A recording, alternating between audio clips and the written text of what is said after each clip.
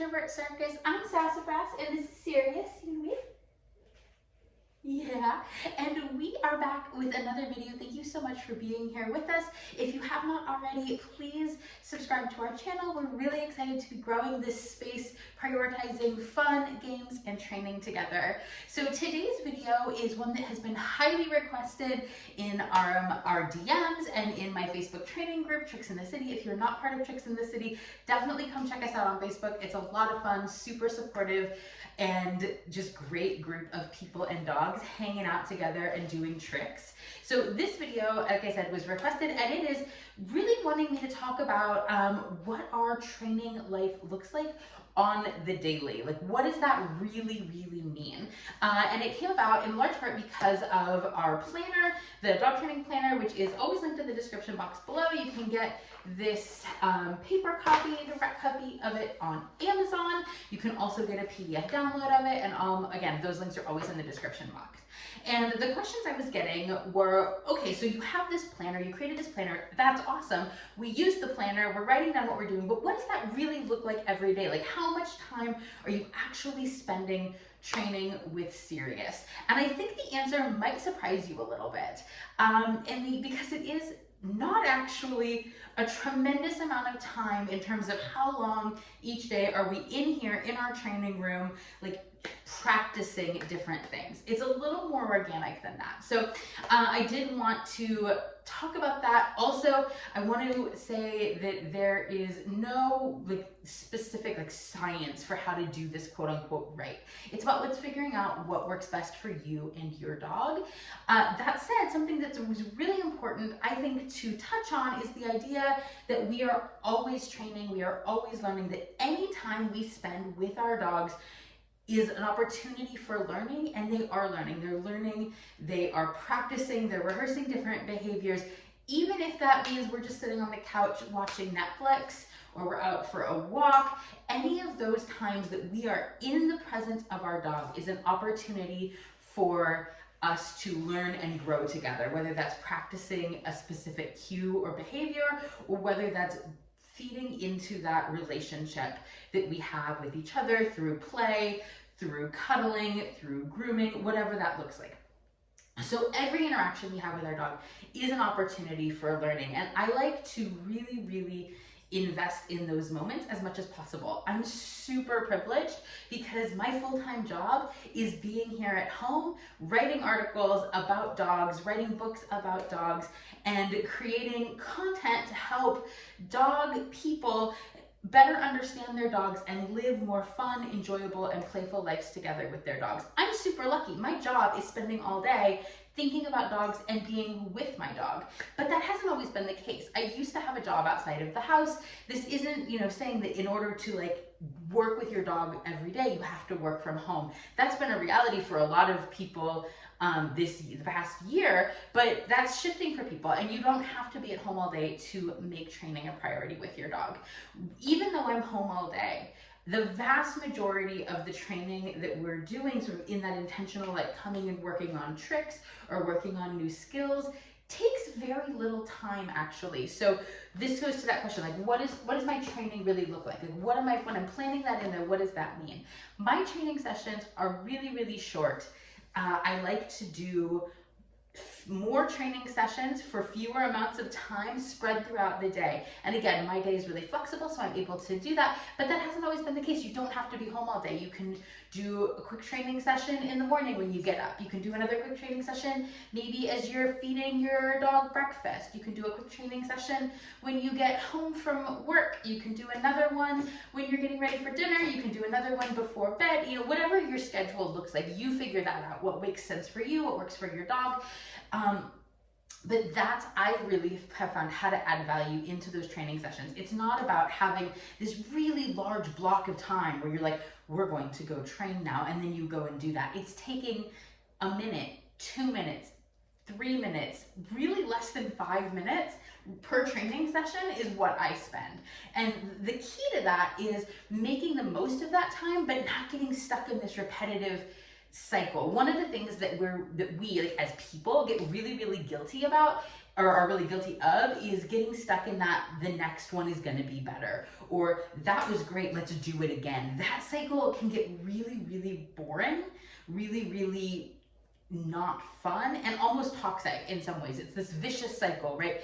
Because your dog does this cue, it's successful, it's awesome, and that like little like human part of our brain is like, oh, that was good, let's do it again. Let's do it again so I can get it on video. Let's do it again to see if that was a fluke. And like some of that's fine, but when it starts to get, you'll get that feel for yourself, and we all have moments of being guilty of it, of the next time you do it, and then you just keep going, and it becomes this longer and longer training session.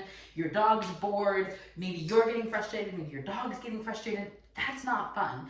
I like to take a short training session and practice multiple cues within that section to keep it fun, to keep it busy, to keep it moving.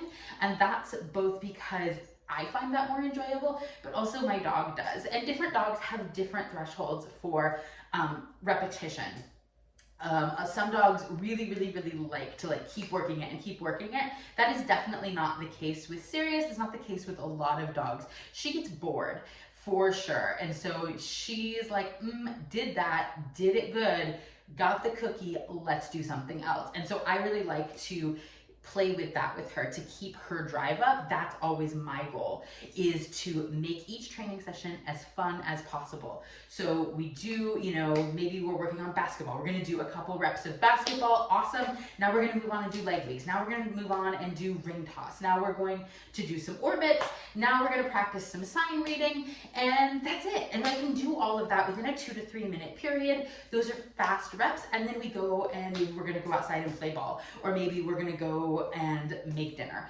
And those kinds of things I like to just incorporate into moments that I'm already intentionally spending time with my dog. Or maybe I'm on the phone, I'm on hold, I'm waiting for a customer service rep to pick up. Cool, my dog, heard me talking on the phone, now I'm waiting, she comes in. That's a great opportunity. Grab some cookies, grab your clicker if you're a clicker trainer, and I'm gonna work on maybe her covering her eyes. I'm gonna work on head downs, I'm gonna work on some targeting while I'm sitting there on the phone. That takes all of 45 seconds.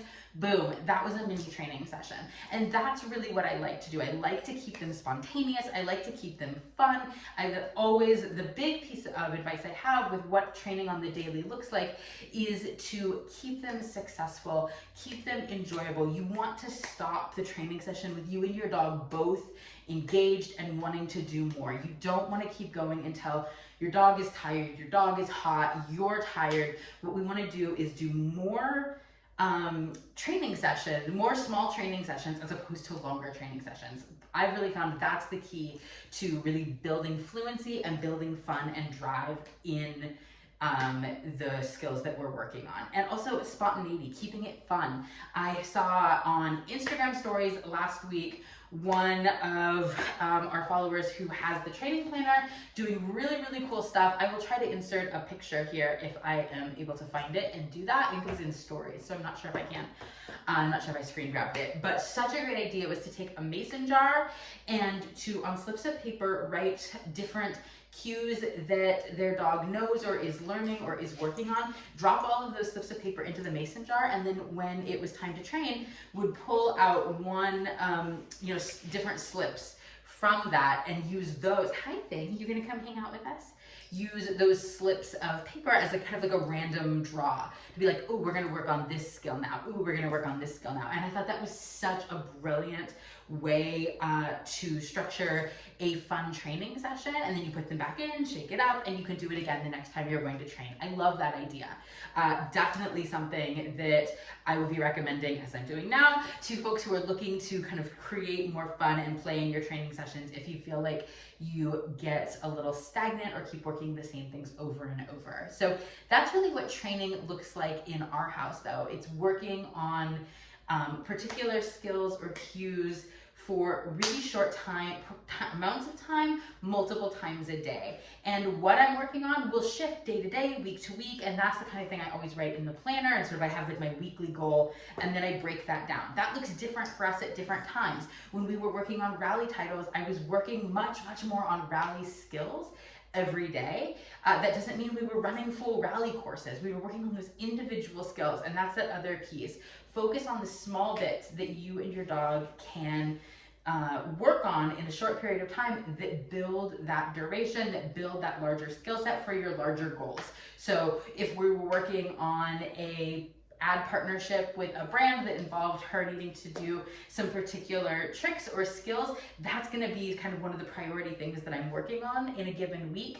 But we're not just going to do that. We're not just going to work on that skill. We're also going to throw in, you know, another handful of tricks and skills, things she loves, things that she knows really well, things that we're also learning, so that it's spontaneous, it's fun, and I build those sessions out through my day and then through my week. And so what I really like about this approach, and why I really like to track it, not to keep coming back to the planner, but for me what really helps, and why I had like used a bullet journal format and then eventually made this for myself and for all of you, is that it lets me see that progress spread across the week, the different things that we're working on, and then build it week by week by week, and be able to see like, oh right, we worked that skill a lot and it paid off. We now have this sort of finished or polished trick or skill that we can utilize in all of these ways. You are so interested, sir. I don't have treats. I know you think I have treats.